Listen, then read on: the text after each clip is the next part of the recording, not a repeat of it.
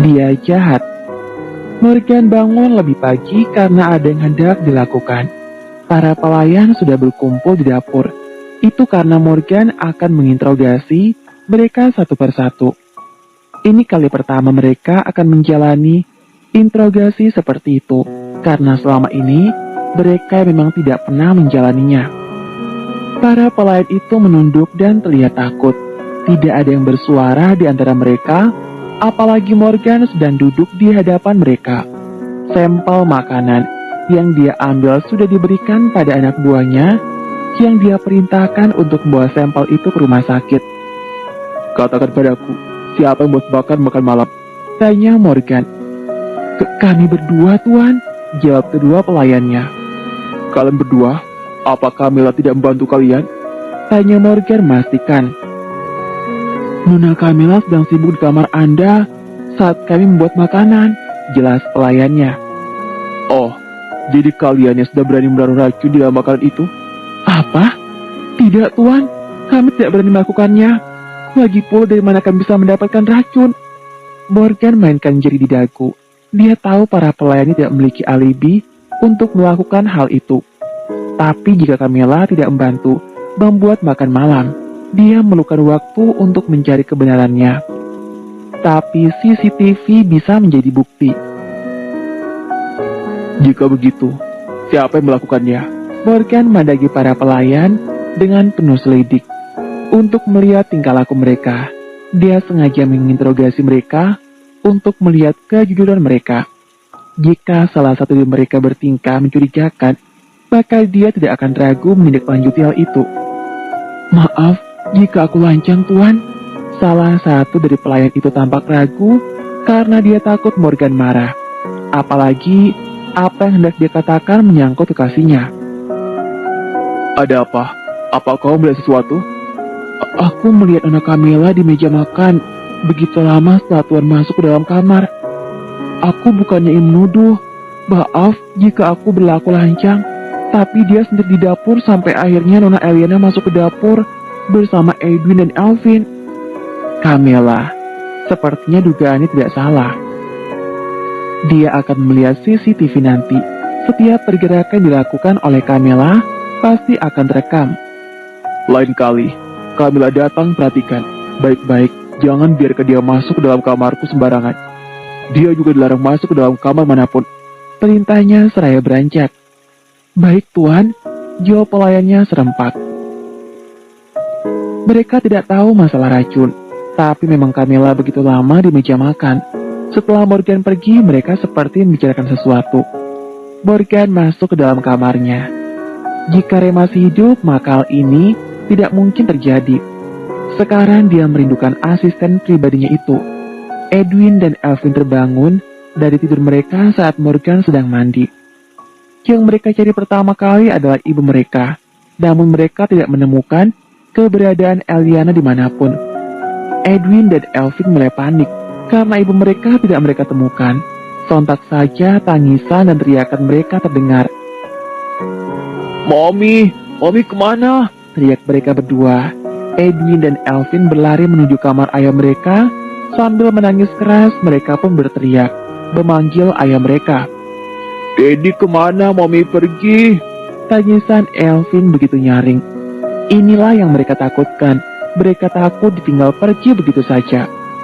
Kenapa Mommy tidak mau tinggal dengan kita? Kenapa Mommy pergi? Teriak Edwin sambil menangis dengan keras. Pasti Daddy yang mengusir Mommy. Daddy jahat. Teriak Alvin pula. Tidak perlu berteriak seperti itu, ucap ayah mereka yang baru keluar dari kamar mandi. Daddy jahat. Edwin dan Alvin berlari mendekati ayah mereka dan memukul mereka sambil berteriak. Stop boy, jangan mukul seperti itu. Morgan berusaha menenangkan kedua putranya yang marah. Daddy jahat. Teriak Edwin lagi seraya memukul. Begitu juga dengan Alvin. Stop boy. Teriak Morgan, tapi sayangnya tanpa sengaja Edwin memukul cacing Alaska milik ayahnya. Morgan berteriak dan berlutut sambil memegangi miliknya yang terasa nyeri. Edwin dan Alvin melangkah mundur. Mereka tidak terlihat merasa bersalah. mereka justru berteriak marah pada ayah mereka. "Daddy jahat telah mengusir Mami. Kami tidak mau tinggal di rumah ini lagi," teriak si kembar. "Kalian salah paham. Jika bukan kedua putranya yang melakukan hal itu, mungkin sudah dia pukul." "Kenapa Daddy mengusir Mami? Daddy jahat," teriak Edwin lagi. "Daddy tidak mengusir. Dia di rumah sakit saat ini." Morgan berusaha berdiri. Seharusnya dia menjelaskannya dengan cepat. "Benarkah? Kenapa Mami di sana?" "Keracunan makanan. Segera mandi dan sarapan, setelah itu kita pergi melihat keadaannya." "Pasti gara-gara penyihir itu," teriak Edwin. "Kalian tahu sesuatu?" Morgan memandangi kedua putranya. "Penyihir itu di dapur begitu lama. Pasti dia sudah menyimpan sesuatu dalam makanan," teriak Elvin. "Daddy lihat, dia jahat, Dad. Penyihir itu jahat yang meracuni kami." Edwin menarik tangan ayahnya saat mengatakan hal itu. "Oke, baiklah. Daddy akan menyelidiki hal ini dengan benar. Jika terbukti, Kamila menyimpan racun itu, maka Daddy akan menendangnya pergi." "Daddy emang harus melakukannya. Dia jahat," teriak kedua putranya. "Sekarang pergi mandi dan sarapan," perintah Morgan. Edwin dan Elvin keluar dari kamar. Mereka tampak tidak terima. Ibu mereka keracunan disebabkan oleh penyihir yang tidak mereka sukai. "Apa kita akan membiarkan penyihir itu begitu saja, Kak?" tanya Elvin. "Apa kita harus membalasnya?" tanya Edwin pula. "Aku tidak terima penyihir jahat itu meracuni Mommy. Aku juga. Sepertinya kita harus membalas perbuatannya." "Apa kau punya ide?" Edwin melihat ke arah adiknya, begitu juga dengan Elvin.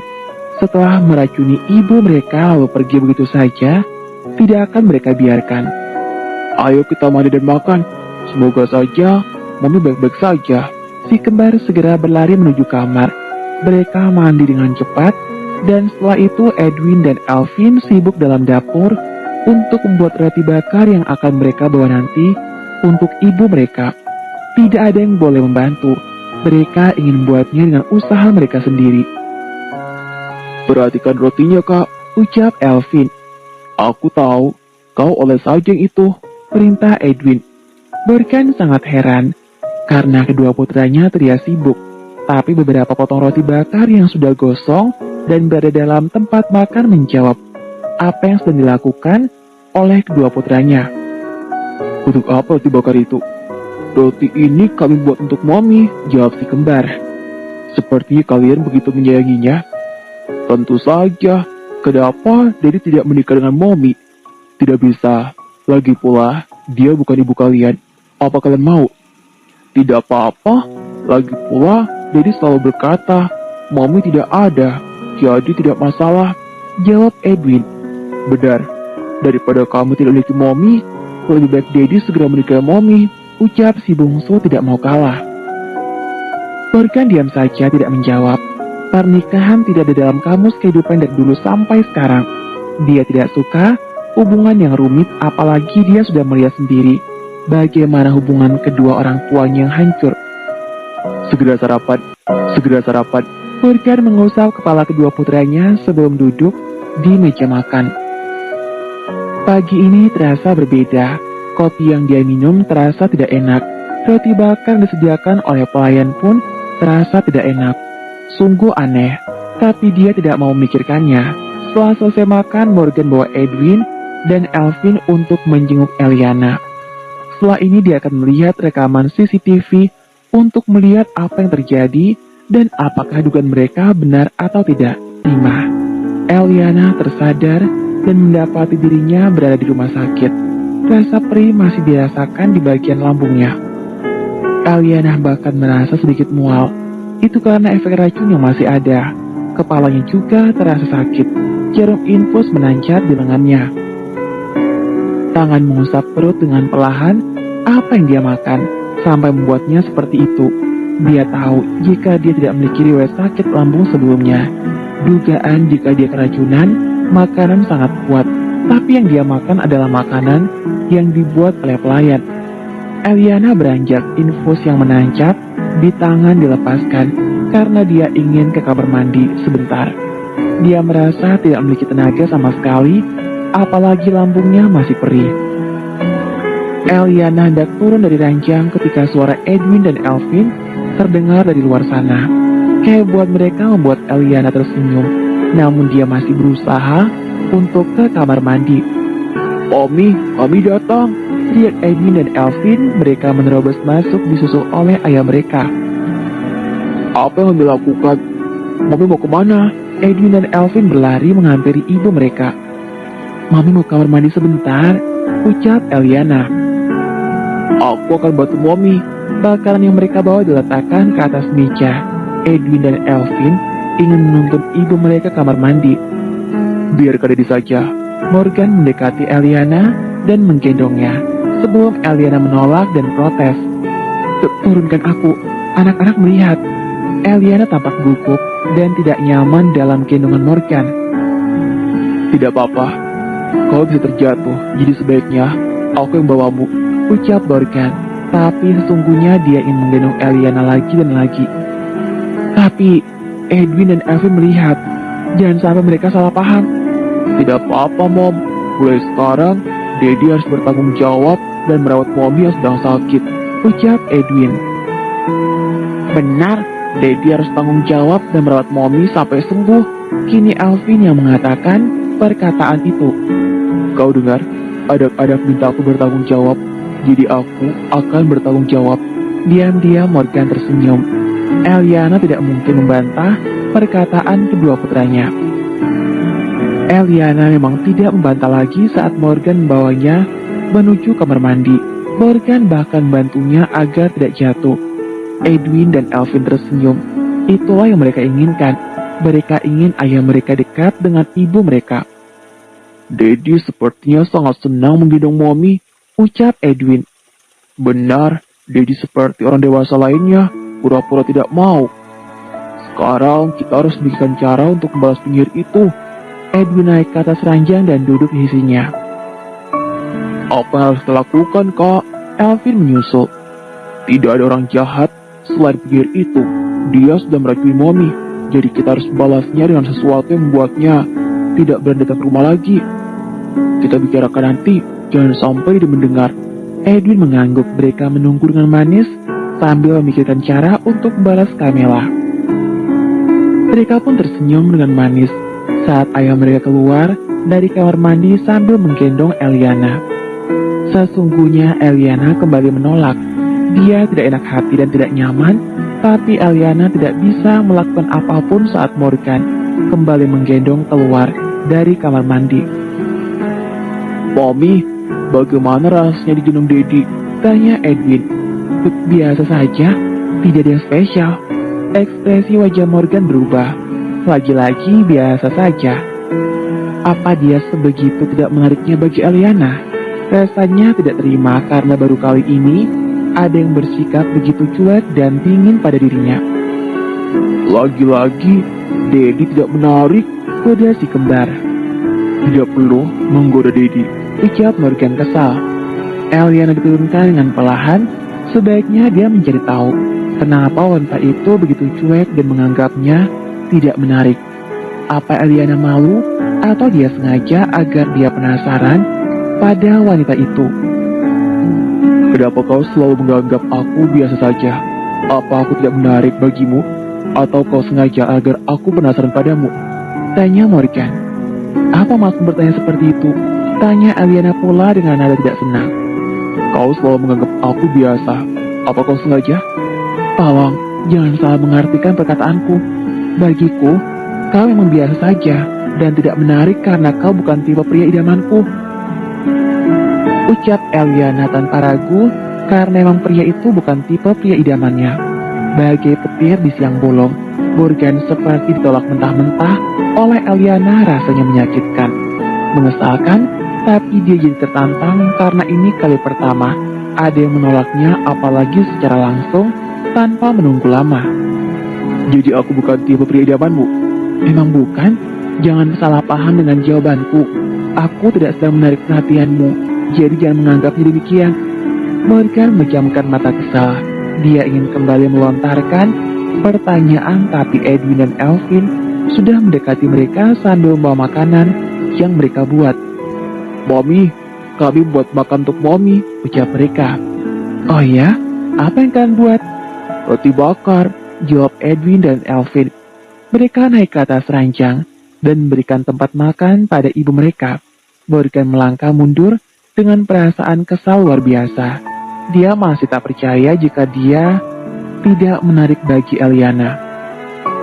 Tatapan matanya tidak lepas dari Eliana, tapi wanita itu tidak mempedulikannya.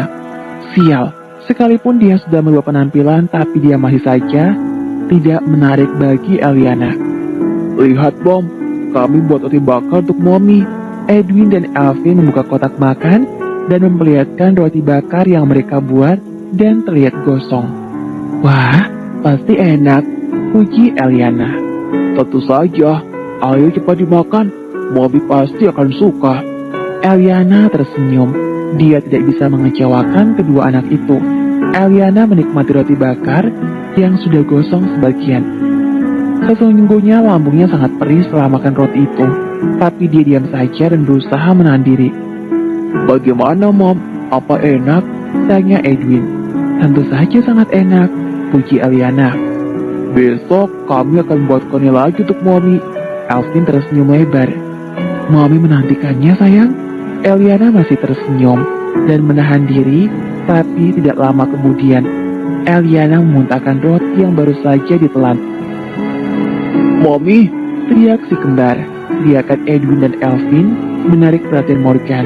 Morgan berlari menghampiri dengan terburu-buru. Edwin dan Elvin menangis dengan keras melihat ibu mereka yang masih juga muntah. Mommy, apa roti yang kami buat beracun? Ucap mereka sambil menangis. Maaf, Eliana tidak tega pada si kembar, padahal dia sudah berusaha menahannya. Morgan sudah manggil dokter untuk melihat keadaan Eliana. Padahal dia sedang melihat rekaman CCTV dari ponselnya yang memperlihatkan Camilla meletakkan sesuatu ke atas meja. Tidak salah lagi, tapi dia belum melihat benda apa yang Camilla letakkan. Edwin dan Elvin masih menangis. Morgan menenangkan mereka. Dokter yang menangani sedang sibuk menangani Eliana terbaring tidak bertenaga. Entah racun apa yang dia telan, yang pasti racun itu cukup berbahaya. Bagaimana keadaan Mommy, Dad? Tanya kedua putranya.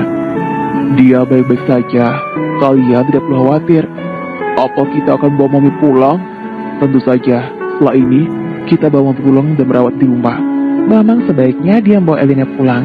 Lagi pula dia bisa manfaatkan kesempatan itu untuk merubah pandangan Eliana agar wanita itu tertarik dengannya. Dia tidak terima wanita itu menganggapnya tidak menarik. Sungguh, dia tidak terima karena dia merasa harga dirinya sedikit terluka. Akan dia buktikan jika dia adalah pria paling menarik, dan akan dia buat Eliana menyukai dirinya dan menganggapnya menarik.